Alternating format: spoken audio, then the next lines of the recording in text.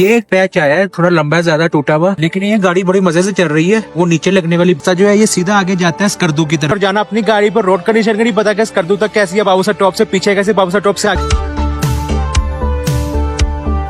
इस्लामाबाद से स्कर्दू का travel distance almost 607 kilometre है अगर आप बाबूसर टॉप वाले रास्ते से जाते हैं, और ये कवर करने में आपको तकरीबन 18-20 घंटे लग जाते हैं। इस्लामाबाद मोटरवे में आपने पहुंच के अपना रुक करना होता है M1 पिशौर वाली मोटरवे की तरफ, और M1 पिशौर वाली मोटरवे में 15 से 20 मिनट ट्रैवल करने के बाद आपने अपनी गाड़ी का रुक करना होता है हजारा एक्सप्रेसवे की तरफ। हरिपुर अहमदाबाद का ऐसे बोर्ड लगा हुआ आएगा, यहाँ से आपने गाड़ी का रुक उसरफ कर देना है, और 1.5 घंटे ड्राइव के बाद इसका लास्ट सर्विस एरिया आता है मानसरा के पास। यहाँ से आगे फिर नारायण के लिए आपके पास 2 ऑप्शन होते हैं। एक तो होता है कि जब आप ये मानसरा सर्विस एरिया से थोड़ा सा आगे जाएंगे तो इसका एग्जिट पॉइंट आ जाएगा, वहां से आप एग्जिट लेके तो मानसरा से होते हुए बालाकोट में रहना, आगे जाके जो है ये हजारा एक्सप्रेसवे सिंगल हो जाएगी, और इस पे एक टनल भी आती है, और वो टनल क्रॉस करते ना ये बोर्ड लगा हुआ आएगा, और यहाँ से आपने हमने इस तरफ मुड़ना है। इस रास्ते को न्यू बालाकोट वाला रूट कहते हैं, और ये आपको सीधा जाके बालाकोट से कनेक्ट कर देते हैं। मानसरा वाला जो रास्ता है ना वो थोड़ा सा लंबा पड़ता है, जो इंटरचेंज उधर के आप जाते हैं वो थोड़ा लंबा है, मगर इस रास्ते का फायदा ये कि ये शॉर्टकट है। लेकिन इस रास्ते का एक ड्रॉबैक भी है कि ये रास्ता थोड़ा सा ना कच्चा है, गाड़ियां वाड़ियां जाती हैं, इतना इशू नहीं है, आप इस पे किसी भी किस्म की गाड़ी पे जा सकते हैं, मगर जहाँ कहीं रास्ता इतना टूटा है वहाँ पे आपने थोड़ी सी एहतियात करनी है। रात को इस पे लोग कहते हैं कि सफर कर लेना चाहिए, मगर मैं रिकमेंड नहीं करूंगा। अगर आप लोग रात या शाम में आ रहे हो तो फिर वो मानसरा एग्जिट लेगा, इधर ना आएगा, क्योंकि रास्ता टूटा और इस पे कई जगह पोर्टल्स आते हैं, तो रात में आपको वहाँ पे थोड़ी सी तंगी होगी। हाँ, दिन का टाइम है तो आप इस रास्ते पर सफर करते जाएगा, और आगे जाके फिर ये रास्ता सीधा बालाकोट के BCM चौक में जाके निकल जाएगा। BCM चौक के बाद अब आगे जैसे जाएंगे तो आपके पास काफी सारे ऑप्शन है। इनकेस अगर आपने स्टे करना हो, आप कराची मुल्तान वाली साइड से रहे तो बालाकोट में भी आप स्टे कर सकते हैं। यहाँ भी अब काफी सारे होटल्स बन गए हैं। बालाकोट के बाद किवाई आता है, और किवाई के बाद पारस। बालाकोट से किवाई तक रोड कंडीशन बेहतर है, पारस तक भी रोड बेहतर है, बीच में एक आधा पैच आ जाए तो आ जाए, इतना मसला नहीं है। पारस याद रख ले, क्योंकि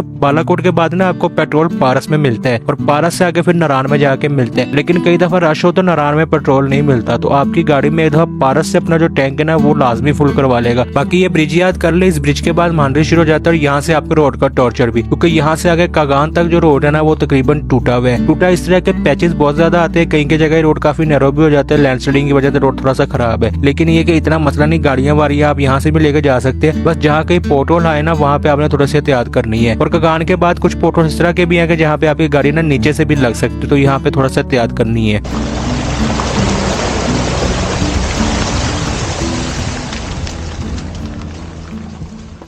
बाकी कागान खत्म होते होते ये सुक्की किनारी डैम आ जाता है, और यहाँ से आगे फिर जो आपका रास्ता है ना वो काफी बेहतर हो जाता है, क्योंकि अब इस रास्ते पे एक टनल भी बना दी है, और आगे जाके फिर जब ये रास्ता टनल वाला खत्म होता है तो जो नारायण के ग्लेशियर्स हैं वो शुरू हो जाते हैं। ग्लेशियर्स ये है कि काफी हद तक पिघल गए हैं, तो यहाँ पे इतना मसला नहीं है, लेकिन जहाँ कहीं पानी गुजरा हो वहाँ पे आपने थोड़ी सी एहतियात करनी है। बाकी ग्लेशियर खत्म होते होते नारायण आ जाता है। इस्लामाबाद से नारायण तक तकरीबन 8 घंटे लग जाते हैं, और अगर आपको शाम हो रही है तो आप नारायण में भी स्टे कर सकते हैं। बाकी नारायण से आगे की रोड कंडीशन जो है वो काफी बेहतर हो जाती है, सिर्फ जहाँ कहीं ग्लेशियर्स पड़े होते हैं ना वहाँ पे आपने एहतियात करनी होती है। नारायण के बाद ये सोच आता है, यहाँ पे आके एक ग्लेशियर है वहाँ पे थोड़ी सी ज्यादा एहतियात कर लेगा, उसके बाद फिर बाटाकुंडी तक जो रास्ता है ना वो ठीक हो जाता है। बाटाकुंडी से पहले ये ग्लेशियर आता है, यहाँ पे थोड़ा सा गाड़ी नीचे लगने का डर होता है, मगर अगर एहतियात से गुजारेगा तो कोई मसला नहीं बनेगा। अब बाटाकुंडी की बात हो ही रही है तो मैं आपको ये बता दूं कि बाटाकुंडी भी पूरा शहर ही आबाद हो गया है, और नारायण के बाद जो आपके पास स्टे का ऑप्शन है ना वो ये बाटाकुंडी है। नारायण से 12 किलोमीटर आगे आता है ये, और यहाँ पे काफी सारे होटल बन गए हैं, बजट फ्रेंडली भी और महंगे वाले भी है। बाकी बाटाकुंडी से आगे बरवाई आता है, और बरवाई के बाद झलकर। बाटाकुंडी से झलकर तक जो रोड कंडीशन है ना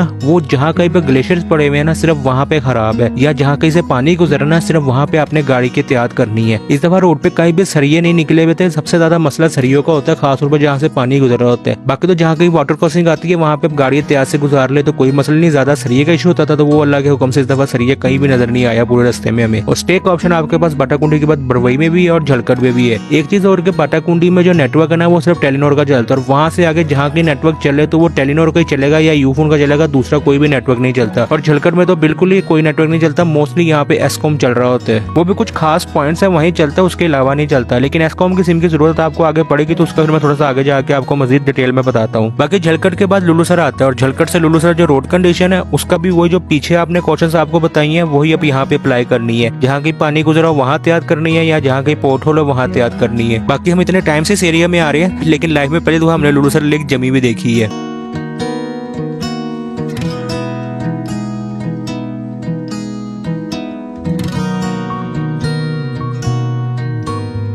बाबूसर लेक खत्म होते ही सबसे बड़ा ग्लेशियर आता है। ये तकरीबन 1.5-2 किलोमीटर का ग्लेशियर है। लास्ट ईयर यहाँ से अगर रोड कंडीशन काफी खराब थी, लेकिन इस साल कुछ बेहतर थी। बहुत अच्छी तो नहीं है, लेकिन लास्ट ईयर की तरह इतनी बुरी भी नहीं है। एक चीज अपने माइंड में रखेगा कि जब आप यहाँ ग्लेशियर से गुजर रहे होंगे तो यहाँ पे इस जगह पे आपको ना ट्रैफिक जाम मिल सकता है, क्योंकि ये ग्लेशियर ना साथ साथ मुड़ भी रहा होता है, तो अक्सर यहाँ पे ट्रैफिक जाम जो है ना लग जाता है। तो इस ग्लेशियर पे आपको ये चीज भी फेस करनी पड़ सकती है। बाकी ग्लेशियर जैसे खत्म होता है तो वहाँ से आगे कुछ पैचेज आते हैं रोड के टूटे हुए, जहाँ पे आपको थोड़ी एक्स्ट्रा एहतियात करनी पड़ती है। आपकी गाड़ी यहाँ पे नीचे भी लग सकती है, तो यहाँ पे आकर थोड़ी जल्दबाजी ना करेगा, तसल्ली से गाड़ी गुजारेगा। बाकी जैसे लुलुसर खत्म होगा तो उसके बाद आता है इस रीजन का सबसे खूबसूरत एरिया गिटीदास, और हमें पर्सनली ये एरिया बहुत पसंद है। और इसके पीछे जो रीजन है वो आप खुद देख ले। बाकी मैं अब आपको ऊपर बाबूसर टॉप पे जाके मिलता हूँ।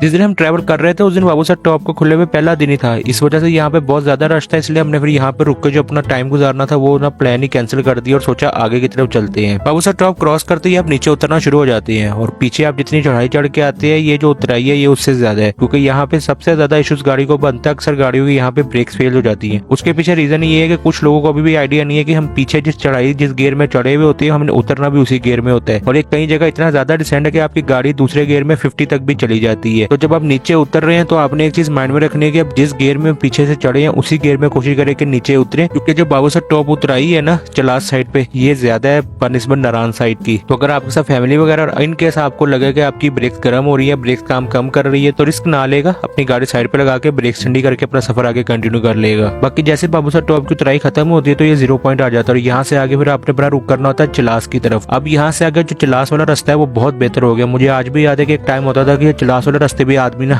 थक जाता था, क्योंकि रास्ता खत्म नहीं होता था, वो सारा टूटा था। लेकिन अब ऐसा कुछ भी नहीं है, बहुत अच्छी एसफाल्ट रोड बन गई है स्टार्टिंग में, और आप काफी अच्छी स्पीड मेंटेन कर रहे होते हैं। इसमें काफी सारे छोटे छोटे एरियाज आते हैं, उसमें से एक ही है गुनर फार्म के नाम से। यहाँ पे आपको पेट्रोल पंप मिलते हैं नारायण के बाद। इनकेस अगर आपकी गाड़ी में पेट्रोल कम हो तो यहाँ से पेट्रोल एक फिल करवा लेगा, यहाँ से आगे फिर आपको जगलोट में जाके पेट्रोल पंप मिलेगा। एक चीज और मैंने पीछे एस्कॉम की सिम का जिक्र किया था, बाबूसर टॉप उतर के जहाँ कहीं भी इंटरनेट चल रहा होता है वो एस्कॉम का ही चलता है, और यहाँ से आपको एस्कॉम की सिम भी इजिली मिल जाती है। आपके पास आपको रीजनल सीएनए से होना चाहिए, और आप किसी भी यहाँ पे मोबाइल वाली शॉप से थम लगा के तो एस्कॉम की सिम लेके उस पे पैकेजेस वगैरह इंटरनेट के कर सकते हैं। पैकेजेस भी काफी मुनासिब है। बाकी जैसे गुनर फार्म आप क्रॉस करते हैं तो ये एक पैच आता है जहाँ पे आपको गाड़ी की थोड़ी सी एहतियात करनी पड़ती है, यहाँ गाड़ी नीचे लग सकती है। इसका इतना इशू नहीं है जितना आपको आगे जाके इशू बनता है, क्योंकि थोड़ा सा आगे जाने के बाद तत्ता पानी वाला सेक्शन आ जाता है, और जो ये तत्ता पानी वाला सेक्शन है ये इस पूरे सफर में सबसे गंदा है, क्योंकि यहाँ पर सबसे ज्यादा आपको गाड़ी बचानी पड़ती है। अब इसका ट्रेवल डिस्टेंस तो मुझे याद नहीं है, लेकिन 25-30 मिनट आपको लग जाती है ये तत्ता पानी से रायकोट तक। तो यहाँ पे जो 25-30 मिनट है ना ये पूरे टॉर्चर वाले है, तो सबसे ज्यादा गाड़ी को यहाँ बचाएगा। खासतौर पर ओवरटेकिंग में यहाँ पे काफी मसला बनता है, और जब डबल ट्रैफिक आती है तब भी यहाँ पे ना रश लग जाता है, तो ये थोड़ा सा आप देख लेगा। रायकोट शुरू होते फिर रास्ता काफी बेहतर हो जाता है, और जैसे रायकोट से आगे फिर सिल्क रोड पे जाते हैं तो इसका तो मुझे बताने की जरूरत नहीं है कि कितना बेहतरीन रोड है। बाकी यहाँ से जब आप सिल्क रोड पे चलते हो तो जो पहला मेन टाउन या मेन एरिया आता है ना वो ये जगलोट का है। इनकेस अगर आपको शाम हो रही हो तो आप यहाँ जगलोट में भी स्टे कर सकते हैं। यहाँ पे काफी सारे महंगे होटल भी बने हुए और मुनासिब भी बने हुए हैं। एक चीज माइंड में रखेगा, जो जगलोट है ना ये दूसरे एरियाज की निस्बत थोड़ा सा गर्म है, तो ये आपको थोड़ा सा यहाँ पे इशू बन सकता है। बाकी जो एस्कॉम की सिम है वो आपको यहाँ भी मिल जाएगी, और जिन्होंने स्कर्दू जाना है उनके लिए कोड ट्रिप है कि यहाँ पे जगलोट में जो पेट्रोल पंप होता है यहाँ से एक दफा पेट्रोल लाजमी डलवा लेगा, क्योंकि जगलोट से तकरीबन 2-3 किलोमीटर ही आगे फिर आता है JSR, और यहाँ से फिर हम लोग स्कर्दू की तरफ मुड़ जाते हैं। यहाँ से स्कर्दू तकरीबन 168 किलोमीटर है, और मुझे आज भी अच्छी तरह याद है कि जब हम पहली दफा इस रास्ते पे गए थे तो ये 168 किलोमीटर है हमने तकरीबन 9.5 घंटों में किया था। 2017 की बात है, रास्ता तब सारा ही टूटा होता था, लेकिन अब ये रास्ता जो है तकरीबन 168 किलोमीटर में 3 या 4 पैचेस आते हैं जहाँ पे आपको एहतियात करनी पड़ती है। मैं थोड़ा सा आगे जाके आपको दिखाता हूँ। बाकी आप कुछ टिप्स है इस रास्ते पे ट्रेवल करने की। एक तो पेट्रोल पंप आपको जगलोट के बाद सीधा स्कर्दू में जाके मिलेगा। दमोदास के पास एक पेट्रोल पंप आता है, लेकिन आप रिस्क ना लेगा,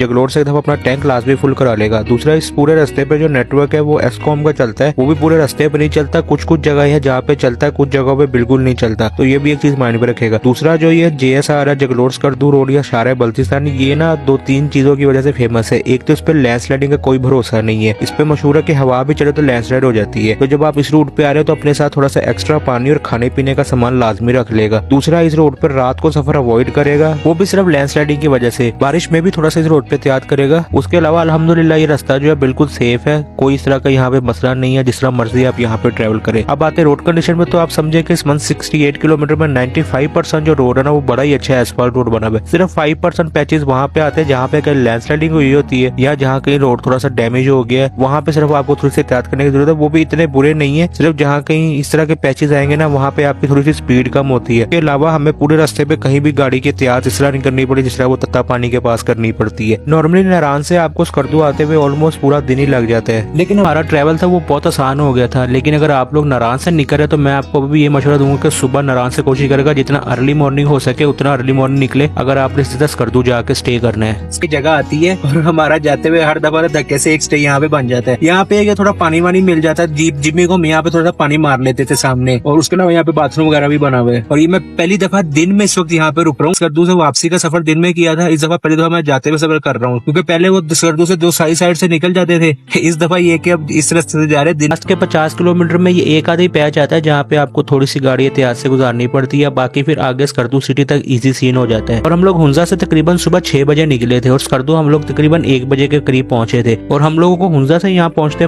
तकरीबन 7 घंटे लग गए थे। तो आप नारायण से खुद ही आइडिया लगा ले। हुंजा से हम लोग सुबह तकरीबन 7 बजे निकले थे और स्कर्दू हम लोग ऑलमोस्ट 1 बजे पहुंच गए। सुबह जो हमारा रूम है वो ये स्लो लाइन होटल में फिक्स होता है। यहाँ पे जो हमें ये 5000 का मिला है, वैसे ये जो रूम है ये इसका तकरीबन ये 8-10 हजार लेते हैं। अगर आप गिलगित बल्तिस्तान आ रहे हो तो आपको हुंजा का ऑप्शन भी है। और कल हम हुंजा गए थे, हुंजा की रोड कंडीशन देखना चाह रहे हैं, हुंजरा पास का क्या सीन था और आपकी गाड़ी किस तरह लेके जानी है, हुंजा में कौन कौन से पॉइंट आप एक्सप्लोर कर सकते हैं अपनी गाड़ी पे। वीडियो शुरू करने से अपना सफर शुरू किया हुंजा से स्कर्दू के लिए, क्योंकि हम लोग हुंजा से स्कर्दू आ रहे थे तो हम लोग बड़े टाइम से स्कर्दू पहुंच गए थे। तो दोपहर 1 बजे स्कर्दू पहुंच के फिर हम लोगों ने सबसे पहले कचूरा लेक एक्सप्लोर की और उसके बाद आए खटपना डेजर्ट और मंठोका वाटरफॉल से सरफरंगा डेजर्ट आते आते हमें शाम स्कर्दू में बारिश बता रहे थे। और जिस रास्ते पे हमने सफर करना था जो शार बल्तिस्तान है, इसके बारे में मशहूर है कि यहाँ हवा भी चलो तो लैंडस्लाइडिंग हो जाती है, और हम पहले भी इस रास्ते पे फंस चुके हैं लैंडस्लाइडिंग की वजह से, तो हम लोग फंसना नहीं चाहते, इसलिए फिर हम लोगों ने सुबह सुबह अपना सफर स्कर्दू से शुरू कर दिया वापसी फैसलाबाद के लिए। बाकी स्कर्दू से निकल के 50 किलोमीटर बाद हमारा एक ब्रेक कंपलसरी होता है।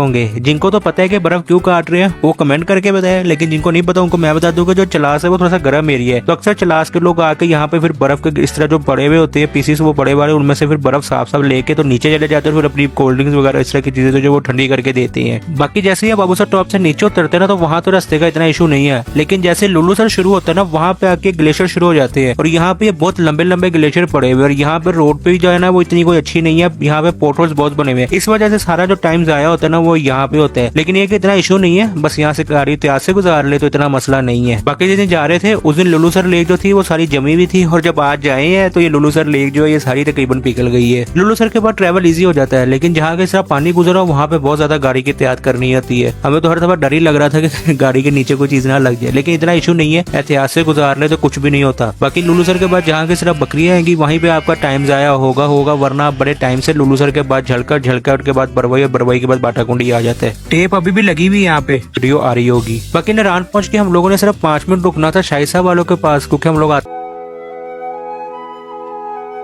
खराब होता है, क्योंकि ये नारायण से निकलते साथ ही इस तरह के ये पैचेस आ जाते हैं जहाँ पे गाड़ी की बहुत ज्यादा एहतियात करनी पड़ती है। बाकी फिर जब अब जैसे नारायण से आगे सुखी किनारी डैम तक पहुंचते तो वहाँ पे रास्ता जो है काफी बेहतर हो जाता है, लेकिन सुखी किनारी डैम के बाद फिर रास्ते का टॉर्चर शुरू हो जाता है, और जो ये टॉर्चर है ये तकरीबन कागान तक जाता है। बाकी कागान के बाद फिर मांडरी आता है, मांडरी के बाद फिर जो ये ब्रिज देख ले, इस ब्रिज के आगे फिर रास्ता जो है ना बिल्कुल बालाकोट तक अच्छा एसफाल्ट रोड बना हुआ है। बालाकोट जाके हम लोग हर दफा न्यू बालाकोट वाला रूट लेते हैं, उसमें हमें थोड़ा सा फिर लास्ट का जो सेक्शन होता है ना यहाँ पे थोड़ी सी हमारी गाड़ी की स्पीड कम होती है, लेकिन जैसे ये क्रॉस करते हो तो उसके बाद फिर हमारा जो सफर है ना वो सारा मोटरवे वाला हो जाता है, और मानसेरा के पास आके फिर हम जो पहला फ्यूल स्टेशन आता है वहाँ पे अपना फिलअप करवा लेते हैं। बाकी ये इस ट्रिप का ना लास्ट फिलअप होगा, तो जो रेंज है ना वो तकरीबन 700 समथिंग बता